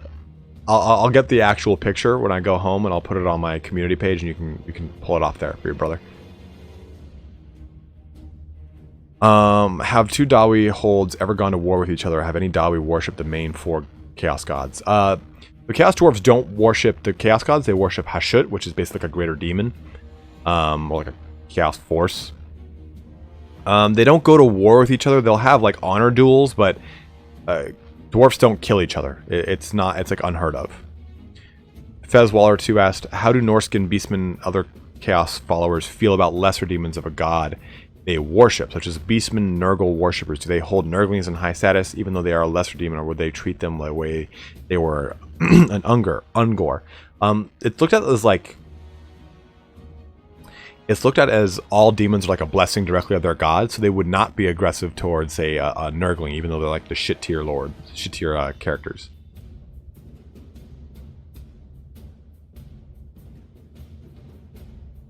Toodaloo just said Hashut is like Horned Rat sort of rank, but you know, less insane. Yeah, that's not a bad comparison. That's not a bad comparison at all. But yeah, demons are seen as a blessing, so they would not be outright disrespected.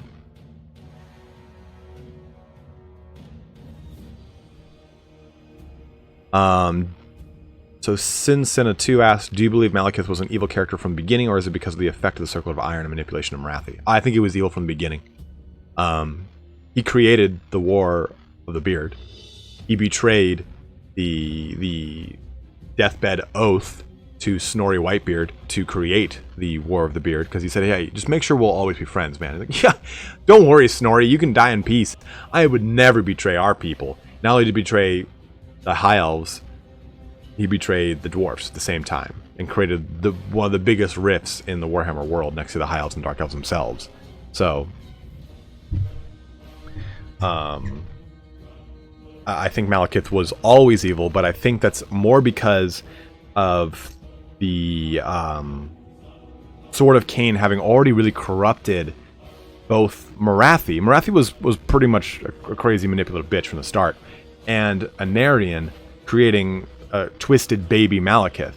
Remember, the Dark Elves, or the Nagarithian elves that do become the Dark Elves, had already a pretty dark, mean, sinister streak to them before they became the Dark Elves. They were already known for their brutality, their worship of Cain, their outward, like, perversion of sorts. So, I don't think that none of them were, or any of them were, well-intended, I guess you could say. I don't think the Circlet of Iron helps, but I don't think it was the cause for his evil. Fritzkrieg asked, was there anything on the books about Karl Franz ever riding the Imperial Dragon? I'm glad you asked, because yes, there is. All up. It's in like almost all the Empire books when it talks about. So basically, Karl Franz is the only person that can actually tame or ride the Imperial Dragon. Was it on? The fuck? It's in this book.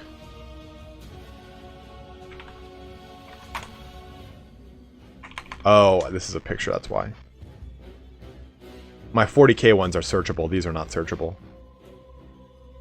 Oh, God, where is it? It's either in the section about the Imperial Zoo, or it's in the section about Karl Franz himself.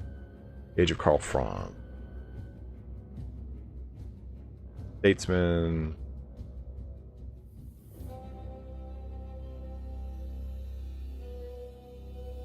It only lets him write it, not the Emperor.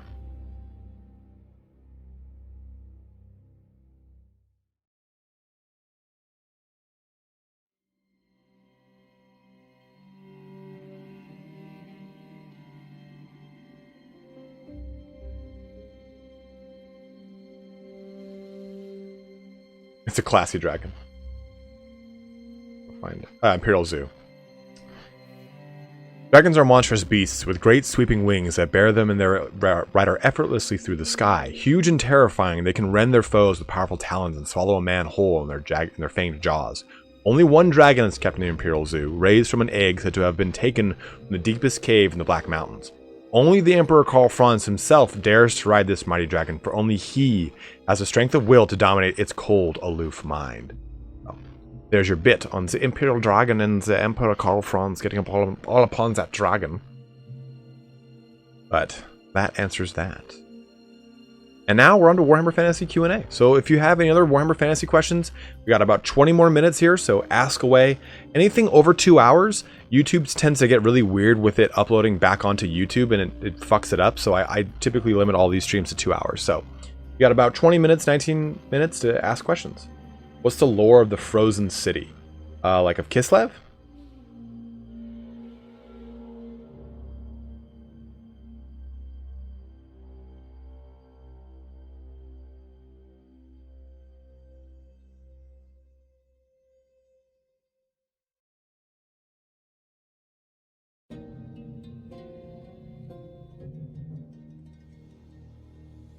Is there any recent lore about a stallion? No.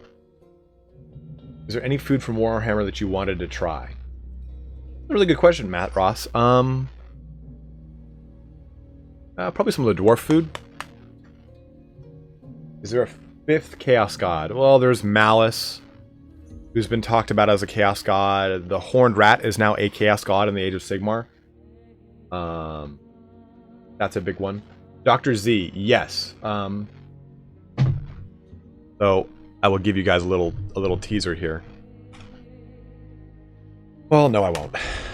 I'm going to talk about it in my Bretonnian history video that I'm doing the next day or two. But the two characters I would like to see resurrected in Age of Sigmar the most are Gilles Le Breton and Abhorrash, because I think that they're going to be leading some sort of Grail Knight, Blood Dragon Vampire Knight hybrid faction, where maybe like at the very end times, this is going to be in that video, so I'll recap it basically.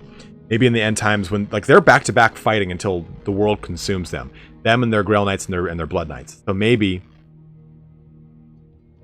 no, the settlement up. Oh, you're talking about the inevitable city then, right? With the Tower of Cold and whatnot. So when the end time actually kicks off and they all are getting consumed and all this shit and they're dying, Grail Knights, Blood Knights, G and Abhorrash are fighting like back to back. So what if like the Lady of the Lake comes to, well, what's her name? Sylvana, whatever the fuck, comes to him and is like, yo, the only way you guys are going to survive this is if you guys are immortal. So what if all the Blood Knights drink from the blood, drink the blood of the Grail Knights, thus imbuing them with the lady's kind of supernatural light and veneration and righteousness and all that kind of action, all the things that make Grail Knights awesome. But it also bestows the curse of vampirism, just simply vampirism, over to the Grail Knights. So you have these hybrid Grail Knight Blood Knights that have all of the honorable traits of the Grail Knights, all the extreme power and strength of the Blood Knights, and now they kind of are unified under this singular force of good, or part of the alliance of justice, or whatever, or order is what it is. I think that would be a really, really awesome way to do or factor in the Bretonnia faction into the Age of Sigmar.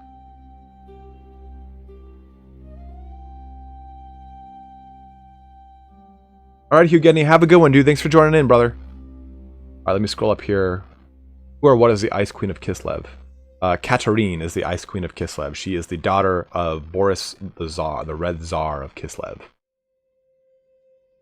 The lore of ice is an ice exclusive to Kislev. The Cathayan Empire, are you talking about the like the Jade Immortals or whatever? That's like another one. There's two bloodlines that that don't follow the other bloodlines, right? We have Sergoi, Lamian, Blood Dragons, Necrarch, and von Karsteins. The other two, and yes, it's Karstein. People that speak German know that I'm speaking it properly. The other two, like the Jade Immortals or something like that, are the ones that went to Cathay, and some of them are suspected to be the Immortal Emperors. And then the other ones are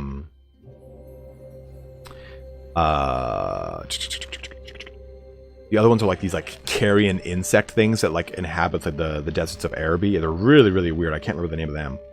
Maybe they're the Jade ones. I can't remember off the top of my head. Maybe it's carrions in their name. I don't recall.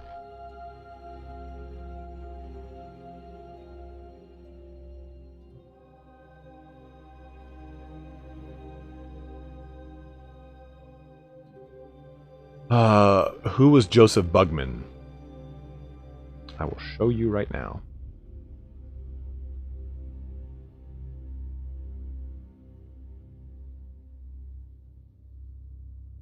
Oh, that's on the dwarfs.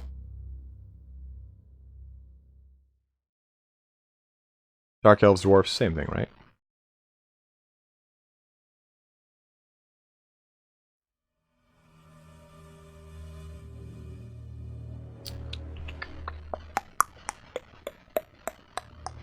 Joseph Bugman, one of the best brewers and rangers of the dwarf people. Who asked that?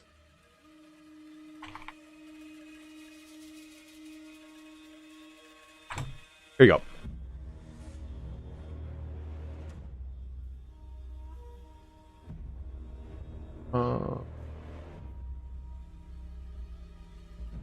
Bob. There you go, man. There's Joseph Bugman for you. Yes, Matt Ross, and it is my Warhammer clone. Manfred von Karstein is the most annoying character in the lore, almost. Would the Axe of Grimnir be weaker or stronger than the Widowmaker, since it's the weapon of a war god after all? Really good question, Luke Morrish. So, Grimnir himself goes north with the Axe of Grimnir, and because he dual wields axes and gives one to his son. And he just like karate chops his way through greater demons. It's the same thing with the Widowmaker. I would argue that the Axe of Grimnir, though, is stronger than the Widowmaker just because it doesn't corrupt the user in the way the Widowmaker does. That's why I would say it's stronger, because it's a safer thing to use.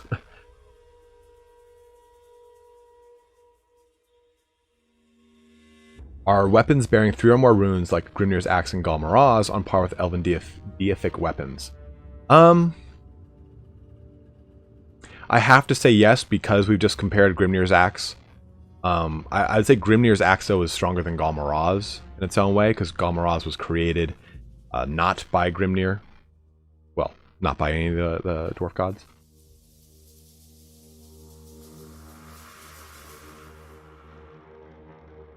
What military tactic in Warhammer was so stupid it actually worked? Anytime the Bretonnians charge.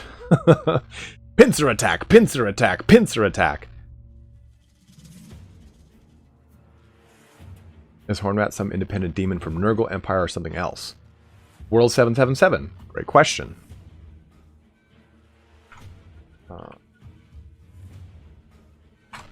I expand on it in this.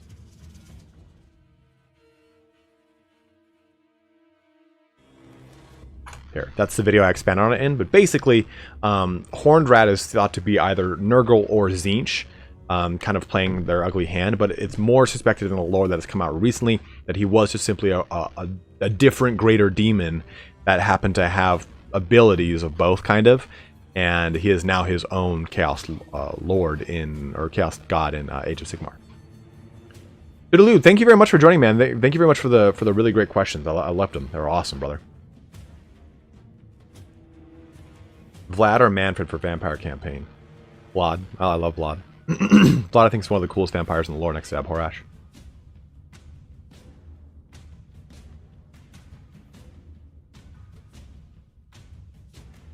Morpheus, there aren't many. They talk about how when some characters were children. Ah, the Mahatamsi. Thank you very much. Yeah, I did a video on the Carrion vampires.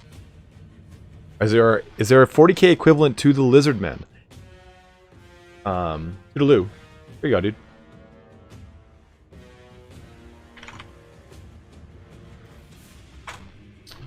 Let me see. I think I covered it in this one. There you go. Yeah, it's at the end of that one. What's the most ridiculous faction in Warhammer? Fucking hobbits. I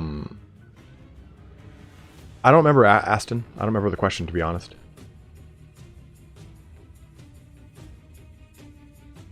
Is there a 40k equivalent to the Lizardmen? So, let me...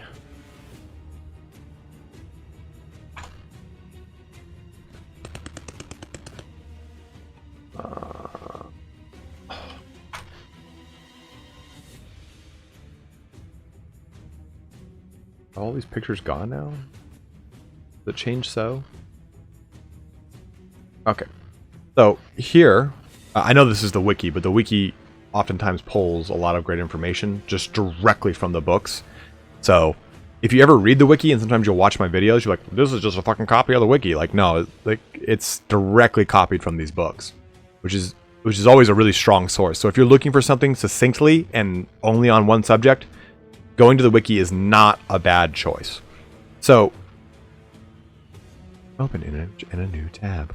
This is basically the 40k equivalent of the Lizardmen. There are no 40k counterparts like the Lizardmen, but the old ones, who were called the Slani, were in the very, very old lore, are basically the Lizardmen, or the old ones that create the Warhammer world. But there are no outright Lizardmen carbon copies like that. Fruit, maybe. Gens, you could say that, maybe. Yes, the old ones are suspected to be not entirely killed off, but they've been killed off enough during the War in Heaven with the Slavers.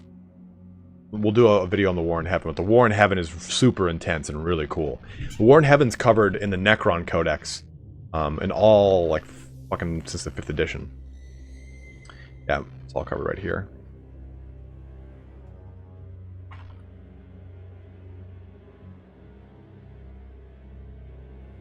I don't think there's any cool pictures of the War in Heaven.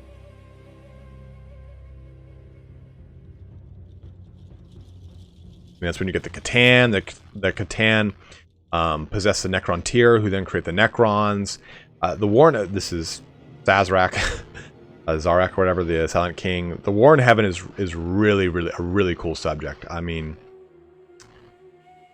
it'll be fun to expand upon, because that's where the origin of the Eldar come from, the origin of the Orcs come from. All these things all come from the War in Heaven. Oh, someone donated. Hello. Thank you very much, man. He said he just donated $9.99. Said, I have nothing else to say. Thanks for answering my stuff and whatever. Well, thank you very much for staying in and asking questions, man. They were awesome questions, brother.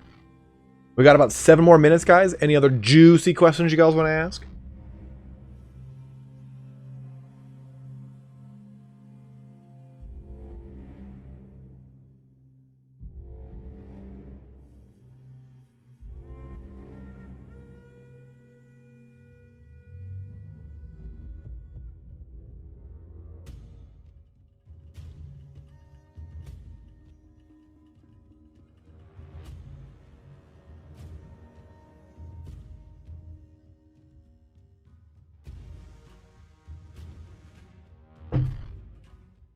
Warhammer Fantasy was released first. Warhammer 40,000 came out in 1988, 1987, with the very first iteration called Warhammer 40,000 Rogue Trader.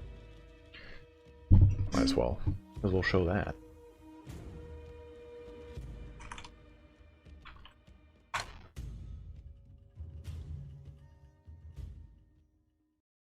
This is the very first one. Crimson Fists were in it since the very beginning.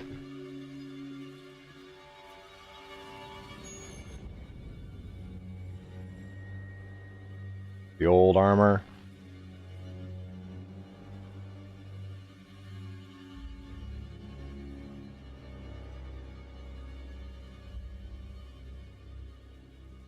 Beaky's Corvus pattern armor, which was but when all of the after Isstvan 3, the armor that the majority of the armor that repopulated a lot of the Raven Guard was Corvus pattern, which is named after him, Corvus Corax, and it has a lot of things that like he wanted added to the armor because he's basically restocking an entire legion. Hence the nickname Beakies. They have these really cool beaks. They were my favorite armor when I was growing up, and now I really like the Maximus pattern armor. Power armor Maximus pattern. Maximus pattern I think is really cool. Is that what I'm thinking of?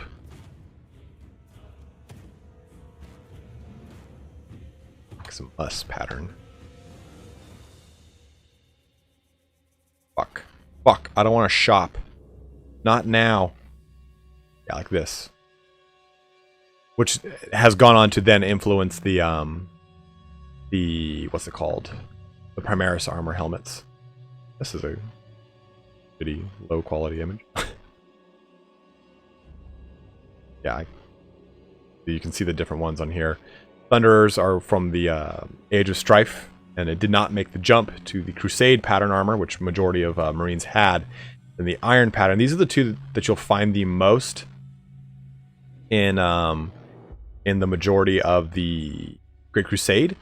Then you have the Maximus pattern, which was the more advanced one, and only people like the Imperial Fists really got access to this because they had access to the reserves of armor. Some portions of the Sons of Horus did because of the Dark Mechanicum, but Mark V heresy armor is actually an amalgamation of the three of these. It's just pieces put together. That's why these little studs are put on there. It's the same studs that you would they use basically the same sealant for vehicles. They sprayed it into cracks, and this became kind of like a thing over the armor as part of an ornamentation. But Corvus armor kind of came out at the same time as Maximus armor. Not a whole lot different than the Mark III iron armor. And then this is the Imperium, or this is the armor that is more indicative of the 40th millennium, with Ocula pattern being the primary one. Errant was meant mainly for special characters and leaders, so that they had their necks covered and protected in the case of anything reaching out to grab it or any shots. Almost the entire Grey Knights chapter has Errant pattern Mark 8 armor. If you haven't seen a Mark 9, it's jumped now to Mark 10 in the Primaris armor, and that is modular. So you can have Gravis armor, the normal armor, you can have Phobos armor. It's all modular to the same kit. If I take a look at Grey Knights, you'll see that they all have that little gorget around, whatever the fuck, around their throat. See? That would protect them from a demon trying to slash at their weaker connections that are around their throats and cables that they'd use to rip their throats out. What was the most ridiculous campaign you had in Total War Warhammer 2? The most ridiculous one is the one I completed, which does not exist. I have yet to beat Warhammer 2.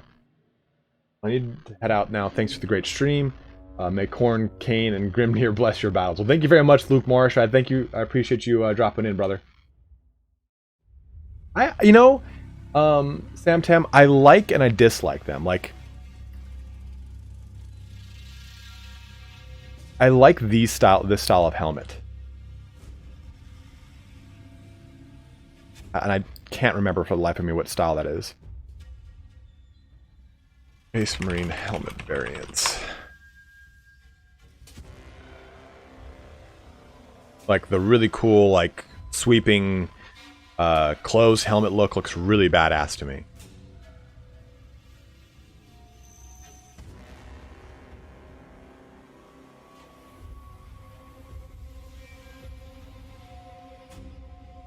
Yeah. So the Maximus pattern, the Aegis, that's it. That's one of my favorite ones.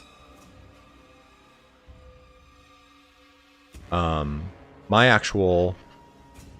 Oh, this is the picture. Thick. So my Smash Captain has got my Blood Angels army. Death Watch version. Nope. Death Watch kit. Yes. Okay, so my Smash Captain has this helmet. I got a good look at it up close.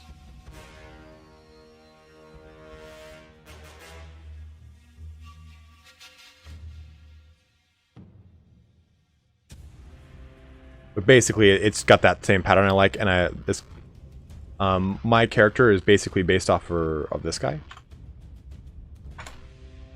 Oh, the fuck was that?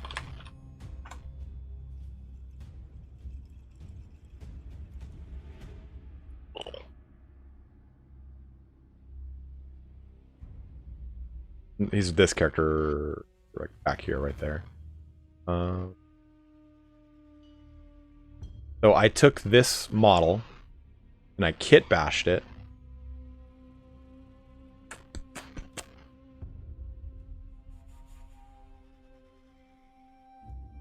Find this fucking thing, dude. Alright, so I took this model. And I kit bashed him. I cut off the sword. I put a hammer here. Since I always make him a member of the Death Company, I'm going to keep his armor black like this, and I'm going to say that he served in that he was a member of the Death Watch. And because when you leave the Death Watch, so every single member of the Death Watch, well, let's go over here. They have their personal chapter heraldry on their left shoulder pad. Imperial Fist, Dark Angels. This guy is a Blood Terror. Or Blood Terror? What the fuck? Oh my god, dude. My brain is crap right now. And Delasio. Flesh Terror. But oftentimes when they leave the Death Watch, they retain their inquisitorial badge on their right shoulder pad as like a mark of honor, saying like, yeah, I served in the Death Watch, so fucking what? So I'm going to keep that on my guy rather than like get rid of it and put like a generic Blood Angel shoulder pad here. I like the aesthetic of the of that one. I'm going to keep his helmet too, having the inquisitorial crest on it too, so I think that'd be kind of cool. But all right, guys, that puts us at our 2-hour mark. We're going to go ahead and close out our video here. Go ahead and roll our credits. If you have any other questions, and if you guys like this, go ahead and let me know in the comments below if you're watching it after the fact. I can keep doing these every week or so if you guys come up with a lot of questions. I think this is a lot of fun, and I think you guys had a lot of fun. It's relatively easy for me, and it's really, really enjoyable. I can just sit here and muse for hours and hours and hours about all these characters that I've gone through for years and years and years on end. Oh, where's the credits? Oh, you can't see them because it's Jesus. Here. Now you'll be able to see them. Boom! So thank you guys very much to Whiskey Jack and Colin for your donations as well. Evan, I appreciate it as always, my man, because you're my brother. Michael Lloyd, amazing 1985 and your fucking racist jokes, and Toodaloo, thank you very much, man. Sam Tem, I'll take a picture of page 11 and I'll put it on my community page, brother. Thanks, Major Mula. I'm glad you enjoyed it, brother.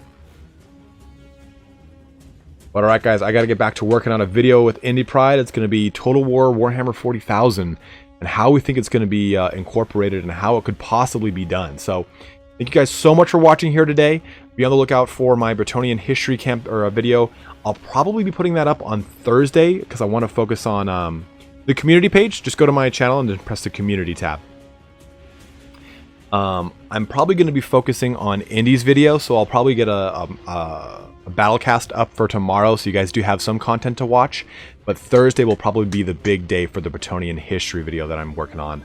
I've already got it pretty much completed. I just have to edit it, so that always takes the most amount of time. But as always, guys, thank you so much for watching here today. Have a good one and take care.